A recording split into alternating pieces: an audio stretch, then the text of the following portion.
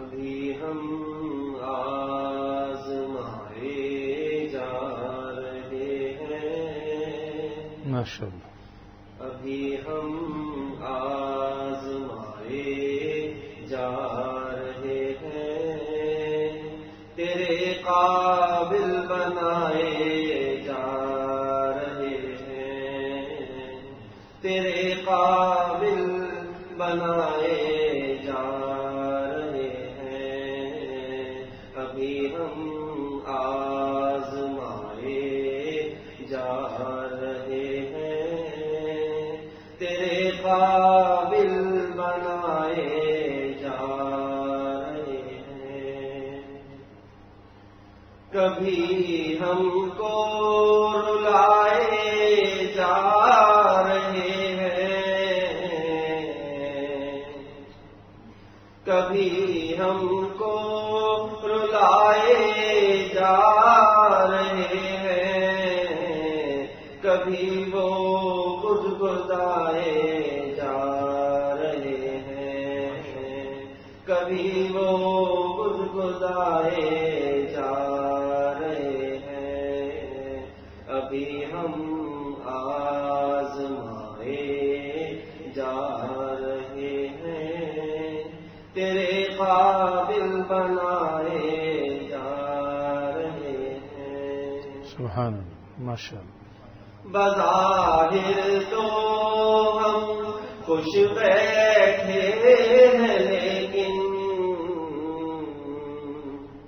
بظاہر تو ہم خوش بیٹھے ہیں، لیکن غم جانا اٹھائے جا رہے ہیں، ماشاءاللہ، ماشاءاللہ، غم جانا اٹھائے جا رہے ہیں، ابھی ہم آزمائے جا رہے ہیں، تیرے قابل بنائے جا رہے ہیں، محبت ان کی ہم ان کے کرم سے، محبت ان کی ہم ان کے کرم سے، زہے قسمت نبھائے جا رہے ہیں، زہے قسمت نبھائے جا رہے ہیں، ابھی ہم آزمائے جا رہے ہیں، یہ مت سمجھو انہیں خواہش نہیں کچھ،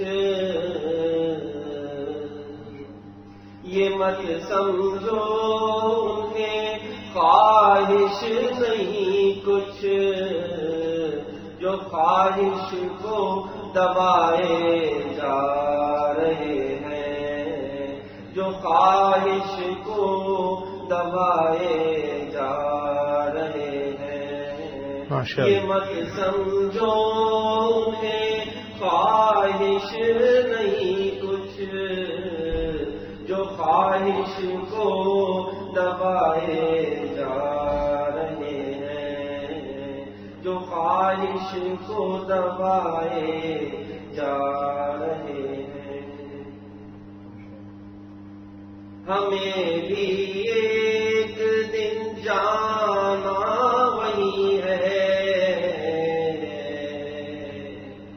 ہمیں بھی ایک دن جانا وہی ہے، جہاں اپنے پرائے جا رہے ہیں، جہاں اپنے پرائے جا رہے ہیں، ابھی ہم آزمائے جا رہے ہیں، کہا جلوہ دکھانے کو تو بولے، کہا جلوہ دکھانے کو تو بولے، ابھی دیدے بنائے جا رہے ہیں، ابھی دیدے بنائے جا رہے ہیں، ابھی ہم آزمائے جا رہے ہیں، تیرے قابل بنائے جا رہے ہیں۔ ماشاء اللہ ماشاء اللہ، اللہم صل وسلم۔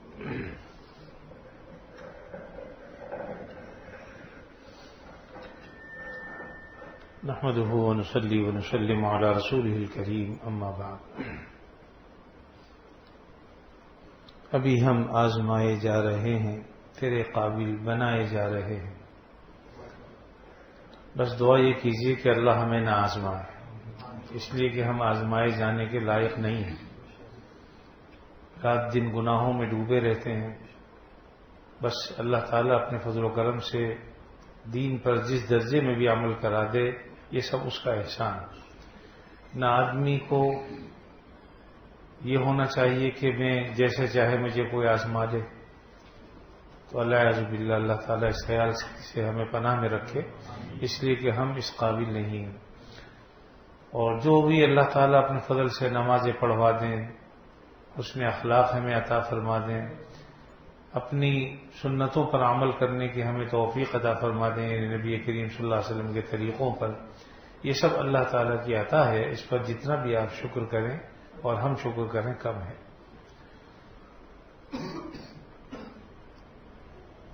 باقی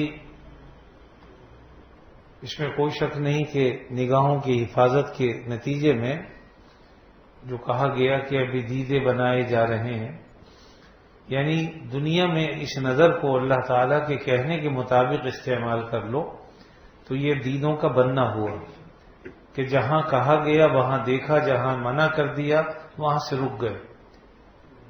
تو یہ عمل ایسا ہے کہ اس کے نتیجے میں انشاءاللہ پھر اللہ تعالیٰ اپنا دیدار عطا فرمائیں گے، کیونکہ دنیا میں رہتے ہوئے تو کسی آنکھ میں طاقت نہیں ہے کہ وہ اللہ تعالیٰ کو دیکھ سکے، اللہ کا دیدار کر سکے۔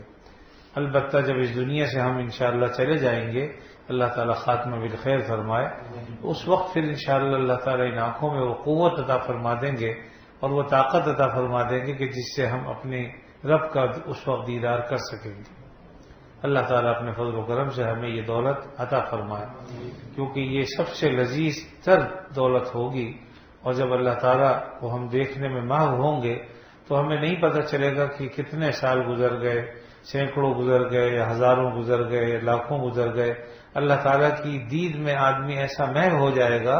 دنیا میں یہاں پر ہم دیکھتے ہیں کہ بعض چیزیں جب حسین معلوم ہوتی ہیں، اچھا لگتا ہے، تو ہم اس کے حسن میں کھو جاتے ہیں۔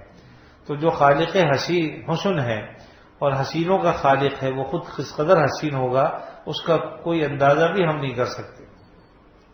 حضرت یوسف علیہ السلام کو جو حسن اللہ نے عطا فرمایا تھا، تو اس کے نتیجے میں عورتوں نے اپنی انگلیاں کاٹ لی تھی، یعنی بجائے اس کے کہ وہ پھل کاٹتی، وہ ایسی جمال دید حسن میں ایسی محو ہوئی کہ انہوں نے اپنی انگلیاں کاٹ ڈالی، انہیں پتہ ہی نہیں چلا۔ اب آپ دیکھیے کہ یعنی دنیا کے اندر کسی کا حسن و جمال اس قدر بھی ہو سکتا ہے کہ اس کی دید میں آدمی ایسا محو ہو جائے کہ اسے اپنی انگلیاں کاٹنے کا بھی پتہ نہ چلے۔ اور اسی کو حضرت عائشہ صدیقہ نے فرمایا تھا رضی اللہ تعالی عنہا کہ حضرت یوسف علیہ السلام کو دیکھنے والیوں نے جب دیکھا تو انگلیاں کاٹ لی، اور میرے محبوب کو جب دیکھا تو اپنے سر کٹوا لیے۔ تو نبی کریم صلی اللہ علیہ وسلم ذات کا معاملہ تو ایسا تھا۔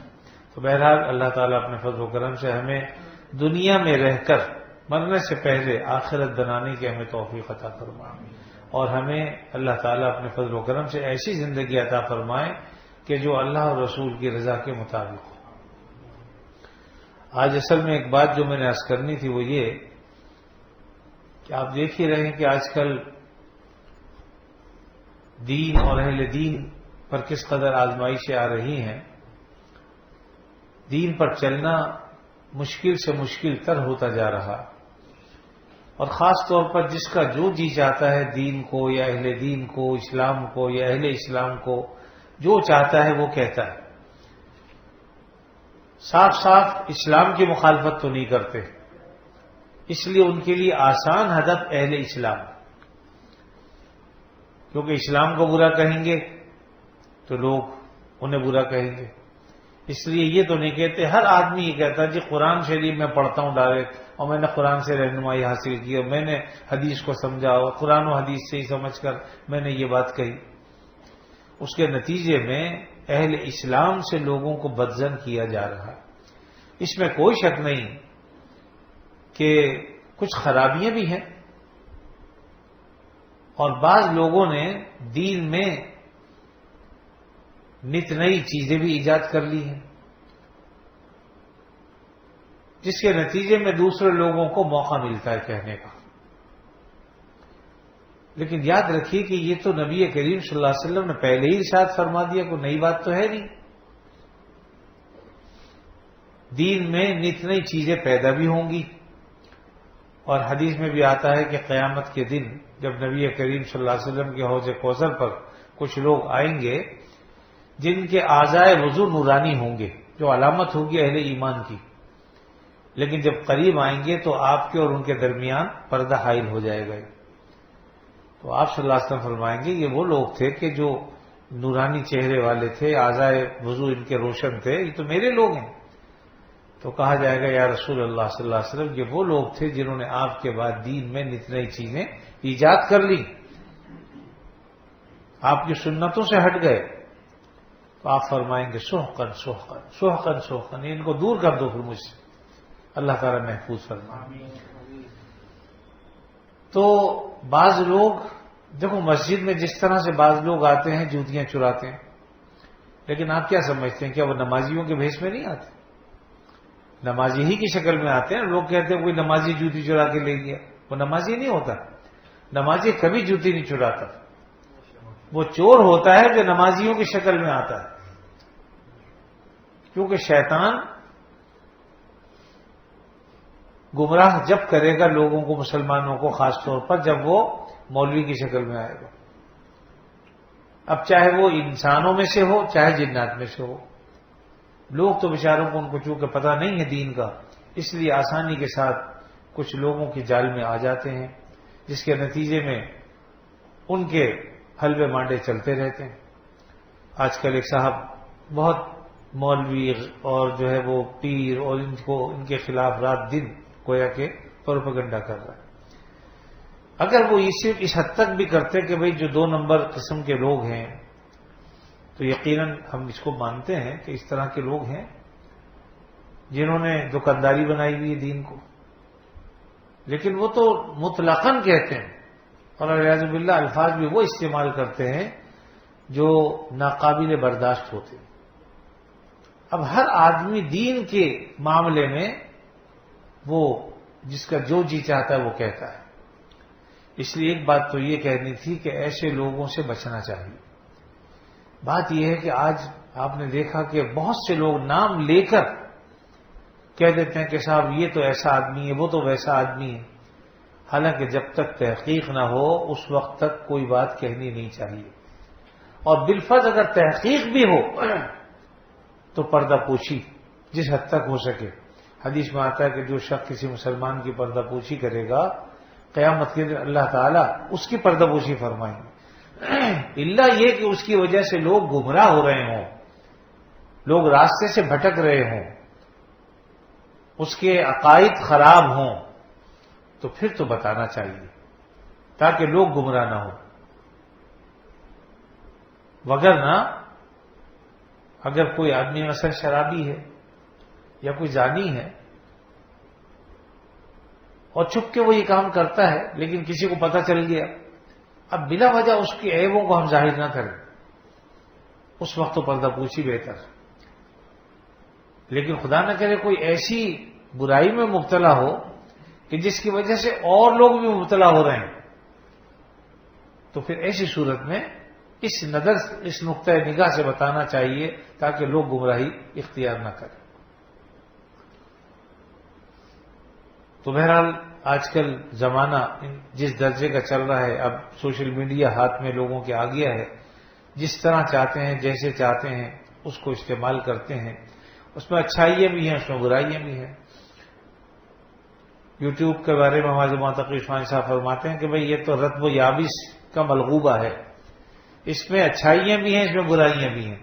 ہر آدمی اپنے اعتبار سے اس میں چیزیں نکال لیتا ہے، جس کو اچھائی چاہیے ہوتی ہے وہ اچھائی نکال لیتا ہے، جو برائی میں پڑھنا چاہتا ہے وہ برائی میں چلا جاتا ہے۔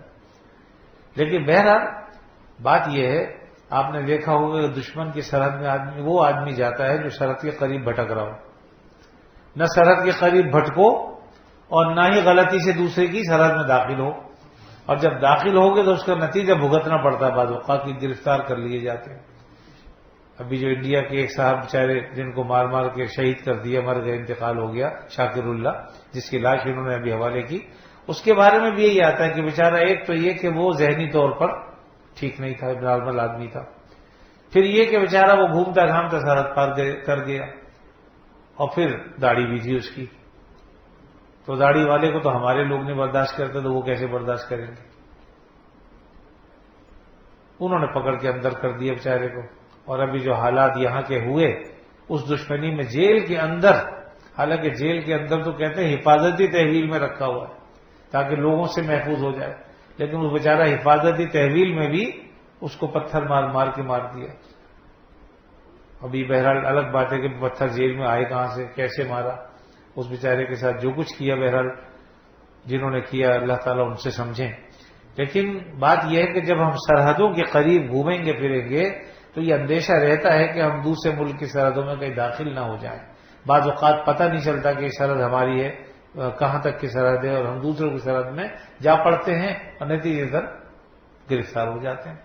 تو اسی طریقے سے جو لوگ ایسی برائیوں کے ارد گرد قرب و جوار میں پھرتے رہتے ہیں وہ برائی میں مبتلا ہو بھی جاتے ہیں، اسی لیے منع فرمایا کہ ایسی سرحدوں کے قریب بھی مت رہو۔ یہ جو کہا نا ولا تقربوا الزنا، زنا کے قریب بھی مت جاؤ، یہ نہیں کہا کہ زنا مت کرو، نہ کرنا تو ہے ہی، بس ان چیزوں کے قریب بھی نہ جاؤ جو دواعی زنا ہے، جو دعوت دینے والی چیزیں ہیں، جو زنا کو آسان بنا دیتے ہیں، یعنی تنہائی میں کسی سے ملنا، بات چیت کرنا، یا مرد اور عورتوں کی اختلاط مجلس میں شرکت کرنا، یا ایک دفتر میں جب کام کرتے ہیں مرد اور عورت، اس میں جو بے باکیاں اور بے باکیاں پیدا ہوتی ہیں اور بے تکلفی پن جو آتا ہے، تو اس کے نتیجے میں تو ساری خرابیاں ہوتی ہیں۔ اسی لیے تو شریعت نے پردہ رکھا کہ جو نامحرم ان سے پردہ کیا جائے، کیونکہ آہستہ آہستہ شروع میں بات چیت ہوتی ہے، پھر آہستہ آہستہ تکلف کے پردے ہٹ جاتے ہیں اور انسان برائی میں مبتلا ہو جاتا ہے اکثر و بیشتر۔ اس لیے برائی سے بچنے کے لیے ضروری ہے کہ آدمی جو چیزیں برائی میں پڑنے کا سبب بن سکتی ہیں ان اسباب سے بھی بچے۔ اگر ایسا نہیں کریں گے تو ایک دن برائی میں مبتلا ہو جائے گے۔ اس زمانے میں جبکہ برائی کھل کر ہے، اچھائی کی طرف تو کم لوگ بلاتے ہیں، لیکن برائی کی دعوت دینے والے تو بے شمار ہیں۔ آپ اگر کسی سے بے تکلفی سے بات کرنا چاہیں، ہنس کے بات کرنا چاہیں تو کوئی آپ پر قدغن نہیں ہے۔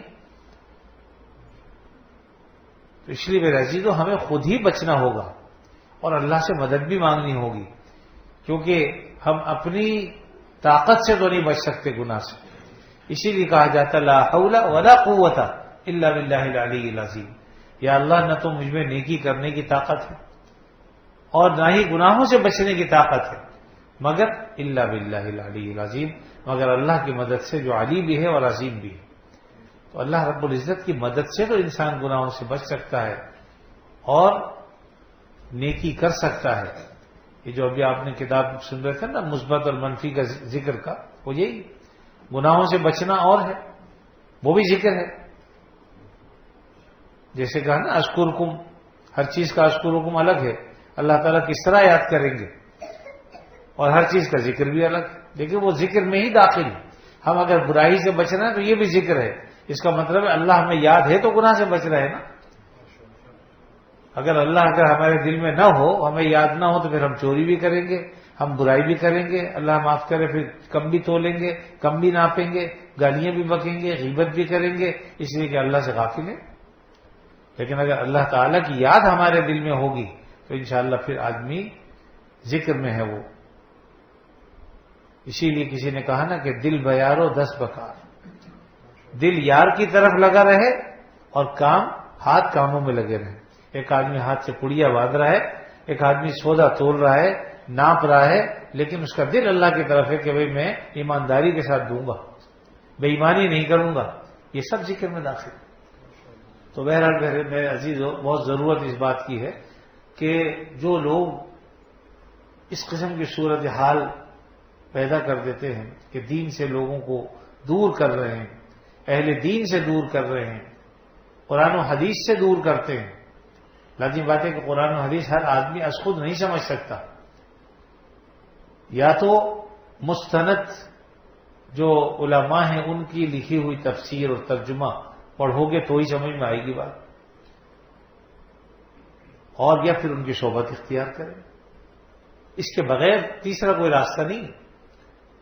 اس لیے یہ کہ اپنے علماء سے جڑیں، بدگمانیاں نہ کریں. ہر آدمی کو جواب دینا ہے، میں نے اپنا جواب دینا ہے، آپ نے اپنا جواب دینا ہے. تو بدگمانی کسی کے بارے میں نہ کریں، کیونکہ بدگمانی اپنے گردن کو پھنسانے والی بات ہے. اگر اچھا گمان کریں گے تو انشاءاللہ اس کو اجر و ثواب ہے. ایک آدمی کے بارے میں آپ اچھا گمان رکھتے ہیں تو انشاءاللہ اس پر اچھا گمان پر ثواب ملے گا. لیکن اگر کسی کے بارے میں بدگمانی رکھتے ہیں آپ تو اس پر یقیناً بدگمانی پر گردن پھنستی ہے. کل قیامت کے دن اگر اللہ نے پوچھ لیا کہ بھئی اس بدگمانی کا تمہارے پاس کیا ثبوت ہے، اور ثبوت پیش نہ کر سکے تو گردن اپنی پھنسا لی. اس لیے اس سے بچنا چاہیے، اور ایسے لوگوں کی نہ مجلس میں جائیں نہ ایسے لوگوں کی باتیں سنیں، اس لیے کہ سننے سے بعض اوقات دل پہ اثر ہوتا ہے. اللہ تعالیٰ محفوظ فرمائے. تو بہرحال اس زمانے کی جو فتنے ہیں ان سے بچیں. اللہ تعالیٰ، اس لیے میں نے کہا اللہ ہمیں نہ آزمائے. آزمائش سے بچنے کی دعا کرتے رہنا چاہیے کہ اللہ ہمیں آزمائیے نہیں، لیکن بالفرض اگر کبھی اللہ تعالیٰ آزما لیں تو اس میں اللہ تعالیٰ کا ذکر کرتے رہیں، توبہ استغفار کریں. کسی بیماری میں مبتلا ہو جائے، عجب میں مبتلا ہو جائے، فوراً اللہ کی طرف رجوع کریں. ابھی آپ نے جو سنا تھا کہ ایک ذکر کرنے والا ہے اور ایک غافل ہے، دونوں میں فرق ہے. اور اس کی مثال بھی حضرت نے ہمارے جو دی، ایک آدمی اگر لائٹ جانے پر فون کرتا ہے تو لائٹ آ جاتی ہے، لیکن جو پہلے ہی اندھیروں میں رہ رہا ہے وہ کیسے فون کرے گا؟ اسے تو لائٹ کا ہونا نہ ہونا برابر ہے. ایک آدمی رات کو سو رہا ہے مسجد کے اندر شہر میں یا کہیں اور شہر میں، اور وہاں لائٹ وائٹ کچھ ہے ہی نہیں، جو قدرتی ہوا اس میں سو رہا ہے، لائٹ چلے گی اس کی بلا سے، وہ تو کہیں فون نہیں کرے گا، اسے احساس ہی نہیں ہوگا لائٹ گئی بھی کہ نہیں گئی. ہاں جو ایئر کنڈیشن میں سو رہا ہے اسے احساس ہوگا کہ بھئی اے سی بند ہو گیا یا پنکھا بند ہو گیا تو فوراً فون رابطہ کرے گا. اسی طریقے سے جو لوگ ذاکر ہیں، اللہ کا ذکر کرنے والے ہیں، اللہ کو یاد کرنے والے ہیں، اور پھر غلطی ہو جاتی ہے تو فوراً رجوع کریں گے کہ یا اللہ معاف فرما دیجیے، غلطی ہو گئی، اور انشاءاللہ اللہ تعالیٰ ان کی توبہ کو قبول بھی کر لیں گے. اور ایک ہی غفلت کے ساتھ زندگی کہ اللہ کو یاد ہی ہم نہیں کر رہے ہیں، یہ بدترین چیز ہے. اسی لیے حدیث میں فرمایا کہ ذاکر کی مثال ایسی ہے جیسے کہ زندہ آدمی، اور جو اللہ کی یاد سے غافل ہے اس کی مثال ایسی ہے جیسے کہ مردہ تو ذکر نہیں کرتا، ذکر تو ہمیشہ زندہ کرتے ہیں. اس لیے اللہ تعالیٰ ہمیں ذاکرین میں سے بنائے، ان لوگوں میں سے جن کی مثال حی کے طور پر دی ہے، جو زندہ لوگ ہیں، اور قرآن مجید کے نور سے اپنے گھر کو آباد رکھے. قرآن مجید کی تلاوت، ذکر و اذکار کی تلاوت، اور کچھ نہ کچھ جو ہے بزرگان دین کی کوئی کتاب، کوئی نصیحت کی بات، کوئی ملفوظ، وہ ضرور گھر میں ہمیں کتابیں ایسی رکھنی بھی چاہیے اور اس کی تلاوت بھی کرنی چاہیے. اپنے بچوں کو لے کے بیٹھنا چاہیے تاکہ کچھ نہ کچھ بات ان کے کانوں میں پڑے. لیکن اس کا ابتدا یہی کریں کہ تھوڑی دیر. ابھی ایک صاحب کل میرے پاس آئے اتفاق سے، گھر میں نماز کا ذکر ہو رہا تھا کہ میری بچی کہتی ہے بس میں فرض پڑھوں گی، سنتیں نہیں پڑھوں. میں نے کہا ٹھیک ہے، اس کو فرضوں پر تو آنے دیجیے، پہلے فرض پڑھنا شروع کر دے تو انشاءاللہ سنتیں بھی پڑھے گی اللہ نے چاہا. جب اللہ تعالیٰ اسے توفیق فرضوں کی دے دیں گے تو آہستہ آہستہ اس کو لائیے کہ بھائی جب تم یہ پڑھتی ہو تو یہ بھی پڑھو، اس لیے کہ آہستہ آہستہ لائیں. لیکن اگر ہم اس پر جبر کریں کہ نہیں پھر سنتیں بھی پڑھنی ہے اور نفلیں بھی پڑھنی ہے تو پھر مشکل ہو جائے گی. تو اگر کوئی آدمی ابتدا کرتا ہے، ہمارے جیسے حضرت فرمایا کرتے تھے مولانا صاحب محمود صاحب کہ مسجد میں جب کوئی بچہ آئے، کوئی ایسا آئے کہ جس کا اگر ٹوپی نہیں ہے یا جو ہے وہ اس کی شلوار ٹخنوں سے نیچے ہے یا ہاف آستین پہنے ہوئے تو فوراً ڈانٹ ڈپٹ شروع مت کر دو. ارے اس کو آنے دو بھائی, نمازی بننے دو پہلے, کم سے کم اپنے سے قریب کرو, مانوس کرو. جب وہ مانوس ہو جائے گا اور وہ سمجھے گا کہ بھئی آپ اس کے خیر خواہ ہیں تو پھر ٹوپی بھی اوڑھے گا, ہاف آستین کے علاوہ پوری آستین بھی ہو جائے گی, شلوار بھی ڈھکنے سے اوپر ہو جائے گی, سارے کام ہو جائیں گے. لیکن آپ اس کو مانوس کیے بغیر ڈانٹ ڈپٹ شروع کر دیں گے, دوبارہ مسجد کا رخ نہیں کرے گا. اس لیے کم از کم پہلے ابتدا تھوڑے سے کہیں سے, ہمارے حضرت جو فرمایا کرتے تھے یہ جتنے ہیں سب کا رنگ ایک ہی ہے ماشاءاللہ. حضرت فرماتے تھے عمرے پہ جاؤ تو ایک دن مہینے کے لیے مت جاؤ, پہلے ذہن میں یہ رکھو میں 10 دن کے لیے جا رہا ہوں. اب تو خیر آج کل مشاکل ہیں, ورنہ پہلے جب بالکل عام سا معاملہ تھا, جب چاہے ویزا بڑھا لیا یا سیٹ آگے بڑھوا لی. آج کل مشکلات ہوتی ہیں تو اس کے حساب سے ہم معاملہ کریں, لیکن ہمارے حضرت کا یہ تھا کہ پہلے 10-15 دن کے لیے جاؤ, پھر اللہ تعالیٰ سے توفیق مانگو اور دل لگے تو اور بڑھا لو. لیکن یہ نہیں کہ یہاں سے تو کہنا جی 40 دن رہوں گا جا کے اور پتہ 10ویں دن جو ہے وہ گھر والوں کی یاد آئی تو بھاگ لیا, تو یہ اچھی بات نہیں. اس لیے تھوڑے کو آگے بڑھائیے, 2 رکعت سے شروع کریں گے تو 4 پر آئیں گے, پھر 6 پہ, پھر 8 پہ, آہستہ آہستہ آگے بڑھ جائیے. ایک دم اگر 20 رکعت یا 50 رکعتیں شروع کر دی, پتہ چلا دوسرے دن تھک کے بیٹھ گیا اور فرض بھی چھوڑ دی اس میں, تو یہ صورتحال اچھی تھی. اللہ تعالیٰ اپنے فضل و کرم سے ہمیں بات کو سمجھنے کی اور سمجھ کر عمل کرنے کی توفیق دے. الحمدللہ رب العالمین والعاقبۃ للمتقین والصلاۃ والسلام علی رسولہ الکریم سیدنا مولانا محمد وعلی آلہ واصحابہ اجمعین. یا اللہ اپنے فضل خاص سے ہمارے گناہوں کو معاف فرما, ہمیں عافیت نصیب فرما, ہر شر سے فتنے سے اللہ ہماری حفاظت فرما, ہمارے بیماروں کو شفا عطا فرما, جو مقروض ہیں ان کے قرضوں کو ادا فرما, جو پریشان حال ہیں ان کی پریشانیوں کو دور فرما. اے اللہ ہماری صدر پوشی فرما, اے اللہ ہماری پردہ پوشی فرما, اے اللہ ہماری پردہ پوشیاں فرما. اللہم استرنا بسترک الجمیل, اللہم استرنا بسترک الجمیل, اللہم استرنا بسترک الجمیل. خوار ہیں, بدکار ہیں, ڈوبے ہوئے ذلت میں ہیں, کچھ بھی ہیں لیکن تیرے محبوب کی امت تو ہیں. اے اللہ رحم فرما دے اور کرم فرما دے, عافیت اور خیر کے معاملے فرما دے. اے اللہ ہمیں دین پر ثابت قدمی عطا فرما, پورے دین پر چلنے کی توفیق عطا فرما, آخرت کی فکر نصیب فرما. اے اللہ اپنے ذکر و فکر کی ہمیں توفیق عطا فرما, اپنے نام لینے کی توفیق عطا فرما. اے اللہ ہمارے دل کو اپنے نام لینے کے لیے قوی فرما دے. یا اللہ اپنی محبت ہمیں عطا فرما دے. اے اللہ اپنے فضل و کرم سے قرآن مجید پڑھنا ہمارے لیے آسان فرما دے. اے اللہ فکر اور ذکر عطا کرنے کی توفیق عطا فرما. اے اللہ شکر کرنے کی توفیق عطا فرما, ناشکری سے بچائیے. اے اللہ نعمتوں پر شکر کی توفیق عطا فرما. اے اللہ نعمتوں پر شکر کی توفیق عطا فرما. جتنے مسلمان مرد و عورت اس دنیا سے جا چکے, اے اللہ ان کی مغفرت فرما. اے اللہ ان کی مغفرت فرما. بھائی احمد اللہ صاحب کی مغفرت فرما. اے اللہ اپنے فضل سے مصطفیٰ سایہ صاحب کی مغفرت فرما. ہمارے والدین کی مغفرت فرما. عزیز و اقارب, رشتہ دار, دوست, احباب, مشائخ, علماء, اے اللہ سب کی مغفرت کاملہ فرما. الہ العالمین جو بیمار ہیں انہیں شفا عطا فرما, جو مقروض ہیں ان کے قرضوں کو عطا فرما, جو بے روزگار ہیں انہیں برسر روزگار فرما. جب تک زندہ رہیں آپ صلی اللہ علیہ وسلم کی تعلیمات کے مطابق زندگی گزارنے کی توفیق عطا فرما, اور ہم میں سے جس کسی کا جب کبھی وقت آخر آئے خاتمہ ایمان پر فرما. وصلی اللہ تعالی علی خیر خلقہ محمد وعلی آلہ واصحابہ اجمعین, آمین برحمتک یا ارحم الراحمین.